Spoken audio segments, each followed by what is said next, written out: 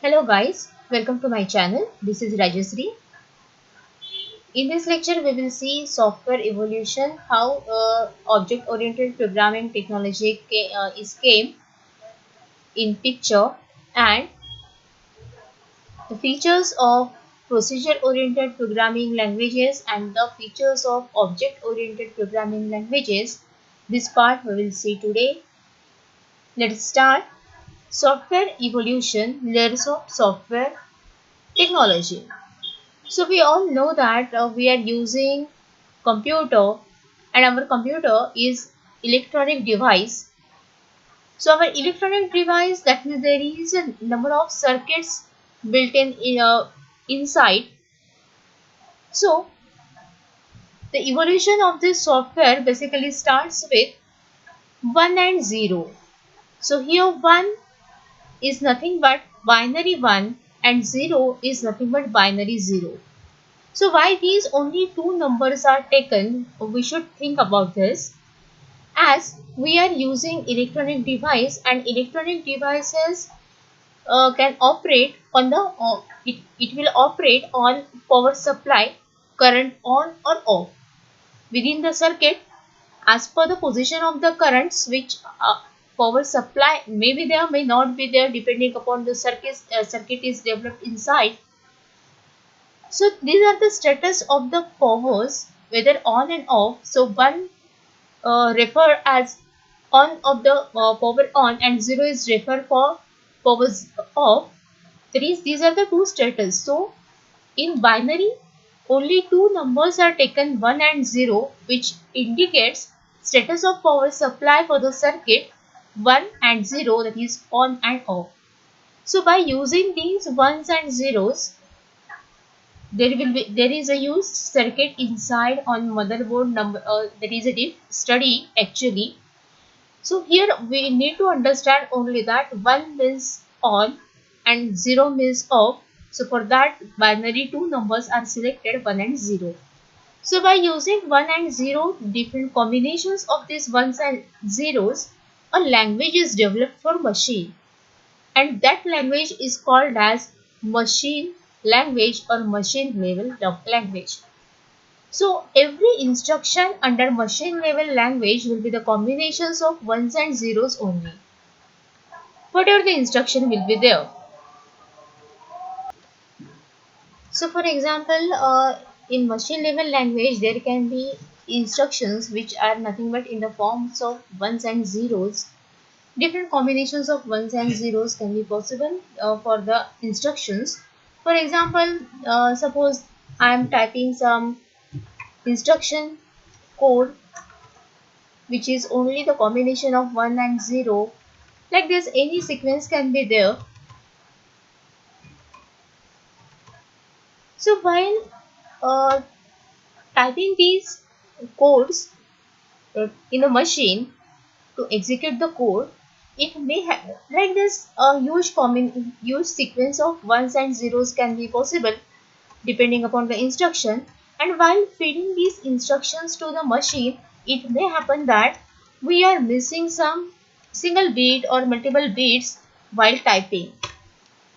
So it will become very difficult to find which bit is actually missed, and because of which bit the error is there, or our program is getting failure because of which bit.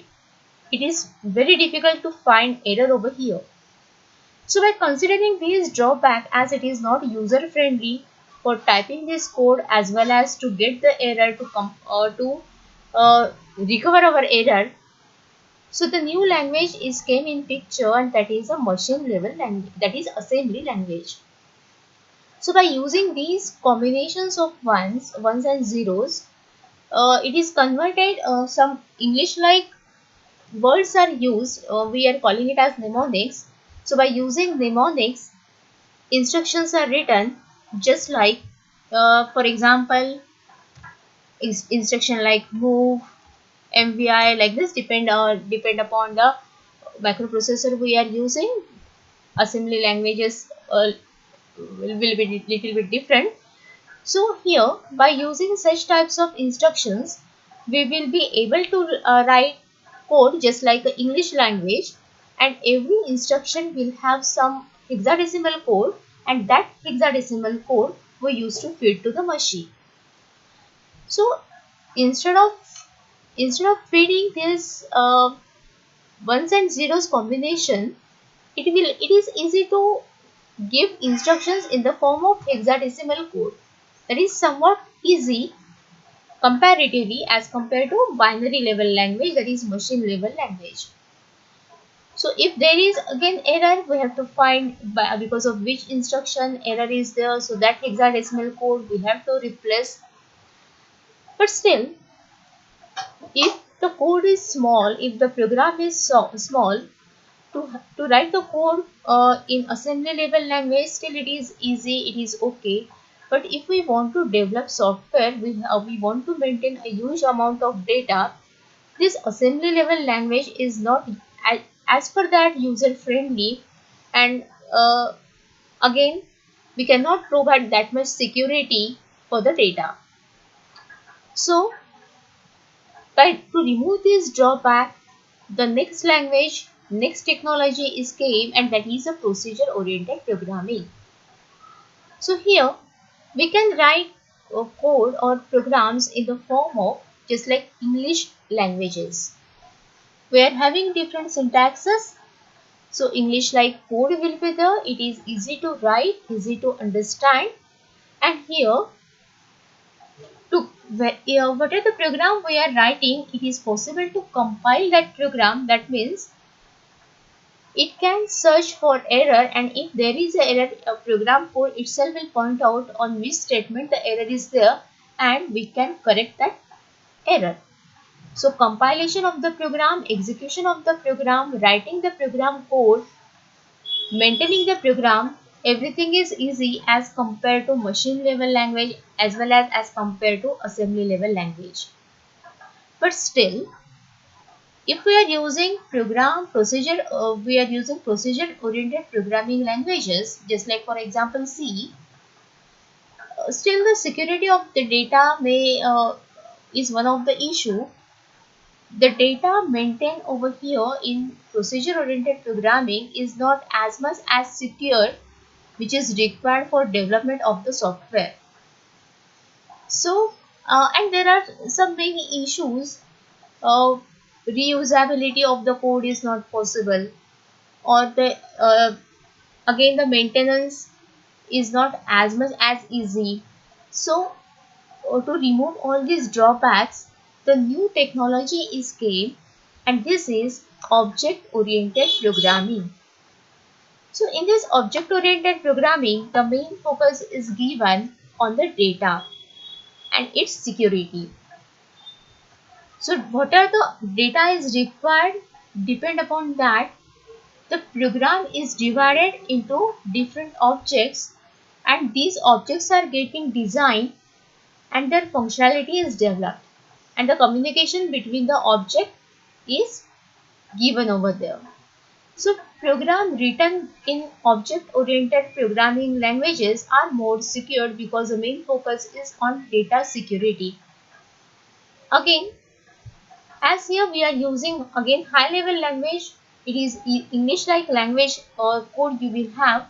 So writing the program is easy, compilation is easy, execution will be easy, it is easily maintainable. That means if any of the new thing you want to add, or if you want to remove anything from the code, it is easy for the maintenance.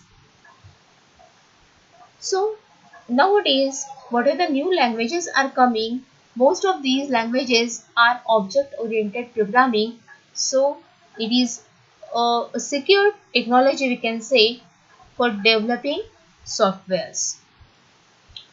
Next, now we will see characteristics of procedure-oriented programming languages. It emphasizes on algorithm, means the focus is given on algorithm. For example, let us consider we are using a procedure oriented programming language, for example C. And in C program we are writing, let us consider the problem definition is given that a simple program to write a program to generate addition of two integer numbers. So definitely we will write algorithm first. What is required? We require two variables to take values and one variable to store result. So for that we will declare three variables, suppose int abc. Then what we will do then? We will take values for two variables from user. Suppose we are just the declaration of two variables. We will write algorithm. We will declare abc as integer. We will accept value for abc.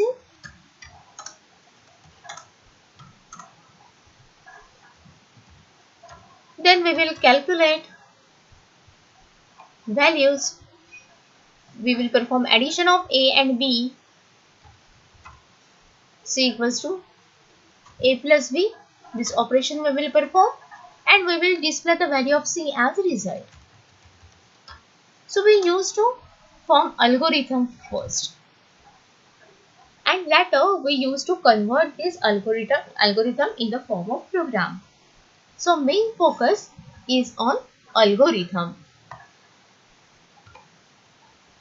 So next, large programs are divided into smaller programs known as functions. So it may happen that just whatever the example I had taken, it was just a simple program addition of two integers. But programs can be lengthy. If a large program is given, for example, we want to write a program for suppose factorial, prime, and Fibonacci series of a number. For this, we want to write a program in C. We want to perform three things. We want to find factorial of a number, we want to find whether the number is prime or not, and we want to find the Fibonacci series in the given range. So this large program, actually the program is very big over here. So to make it simplified, we will divide this program depend upon the function. Three functions required. First factorial, second prime, third Fibonacci. So we will write three different functions, fact, prime and fib. We will add code into that function, and wherever required we will call these functions. N number of times we can call these functions. So it is written that large programs are divided into smaller programs known as functions in the procedure oriented programming languages. Functions can share global data. So just as I had taken the example of fact, prime, fib, like this, there can be the many more functions we can have in one program, and sometimes it may require that all these functions require some common data, so that data can be kept as global. Global means what? We can declare the data which is outside of all the functions, that is called as global data. So this global data is accessible from any of the function wherever required. So all these functions can share global data. So instead of defining the variables or same variables again and again, we can keep some variables as global, and it can be accessible from any of the function. Data move freely from one function to another function. So as these functions can communicate with each other, so from one function we can pass data to another function by calling that function and passing the data as an argument. So our data of one function is very free to move from one place to another place. So it is said that data moves freely from one function to another function. Functions change the value of data at any time from any place. And just we had said that data moves freely from function to function. So from any of the function, the data value we can change. We can update the value of that data, value of that variable from any of the function, as it is free to move. So if we are talking about C programming language, so what we are in a program, let us consider we are having few functions. For example, let us consider we are having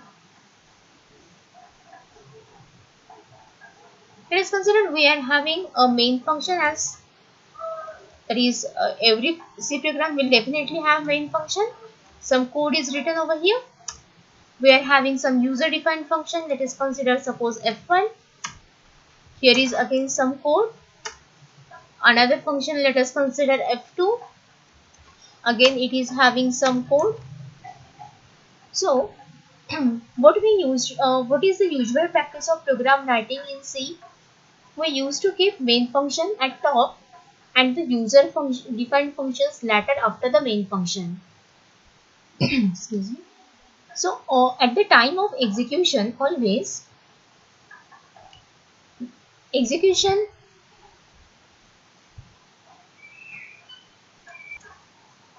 execution always starts with main function. So it is just like from top to bottom. So it is said that it use top-down programming approach. So from main, first it executes main and then the remaining functions, and main is at the top, so it is said that approach is top-down. So this is about procedure oriented programming. Let's see. Okay, this is diagrammatical representation, typical structure of procedure oriented programs. So as I said, our main program is divided, a large program, main program is divided into number of functions, and these functions can communicate with each other. So these arrows indicates the communication. Function 1 communicates with function 4, function 2 communicates with function 4, 5 and 7, like this. So n number of functions can be available in one program, and this is global data sharing. There can be different functions. For example, in this program, there are three functions, function 1, 2 and 3. Every function will have its local data. For example, function 1 have its local data. Function 2 also will have its local data. Function 3 also will have its local data. And all these functions may share some global data also. So, this global data is shared in different functions. So this is diagrammatical representation. Let's see now the features of object-oriented programming. Emphasis on data rather than procedure. So to overcome or to remove the drawback of procedure-oriented programming, as I said, main focus of the object-oriented programming is on data. We want to design our code by focusing on data. We are concentrating over the data and its security. Programs are divided into units called objects. So in C or in procedure-oriented programming, programs are divided on the basis of the functions, because there is algorithm was a focus. Now here focus is on data, and so program is divided into objects. Objects means what? Objects will have its own data and the functions to access this data. That is called as object technically. So our programs are divided into objects. Functions that operate on the data of an object are tied together in the data structure. So every object will have its own data. This data is secure for that object, and to access that data, some functions are also available in that same object. So these are tied together by a data structure to have a security. Data is hidden and cannot be accessed by external function. So security is the main thing for OOP. So what we are saying, that whatever the data inside the object, that data can get accessed by its own functions. For outside, it is considered to be hidden. It is not visible. It is not accessible. So as one object cannot access the data of another object, so it is considered that that data is hidden. So it is said that data is hidden and cannot be accessed by external functions. So none of another object function can access any another functions any another object's data, even though there are multiple objects. Objects used to communicate with each other through functions. Every object will have its own data, and for functionality of our software, it may happen that there is a requirement of sharing of data, but the direct access of that data from outside the object is not possible. And to make that data accessible, the interface is used as a function. So the communication between different objects are done by using the functions. So whatever the functions written in one object, this function having the direct access to its own data, and these functions are accessible by another part of the program also. So the communication between the functions of different objects is done, and likewise sharing of data can be possible. We will see diagrammatically also. New data and functions can be easily added whenever necessary. So it may happen that we are writing a software as per the requirement. We are developing the software, and anytime the requirement is getting changed, maybe some few things we need to add in our software, or some things something we want to remove from the software. So it should be easily maintainable. Any data, any functions can be easily added whenever necessary. For example, let us consider we are writing a software for the admission purpose, student admissions, and we are keeping the records of student as student name, student address, mobile number, uh, last year percentage, and the we have developed software with this data only, and now the new requirement is came. We should maintain the records of students' Aadhaar number also. So easily it can be added. We can add this new thing, new data and related functions in our existing software, in our existing code whenever necessary. So this can be possible by using object oriented programming easily. It is easily maintainable. So in program, it follows bottom up approach in program design. So in C++, as if we are taking the example of OOP as C++, so there can be, we used to design class, we used to design functions over there. There is also main function available just like a C. But here main is not coming at the top of the program. Usually we declare class first, related functions we used to define first, and at the end we used to write main function. But execution always starts with main function, so it is written that bottom up approach. So if I am writing code for C++, here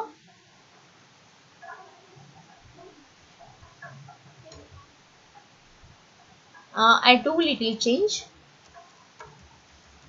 Let us consider I am having here some class. I am not writing completely, just a rough structure. And here suppose I am having main. So main is written at the bottom. First, every part required classes, its function, whatever rest of the things are written, and at the end of program we are writing main. But execution always starts with main function, so it is written that OOP follows bottom up approach, and bottom main is there, so bottom up approach in program design. And this is the representation organization of data and functions in OOP. As I said, a program is divided into number of objects. Let us consider here we are having three objects, object A, object B and object C. Every object will have its own data, and to access this data, functions are written inside. For example, in object A, it is having its own data, and to access this data, there are functions written or defined. Like that, in object B, it is also having its own data, and to access this data, functions are written. Similarly, in object C, it is also having its own data, and to access this data, functions are written within the same object. And communication between these objects can be possible by through the functions. So these functions can interact with each other whenever sharing of data is required.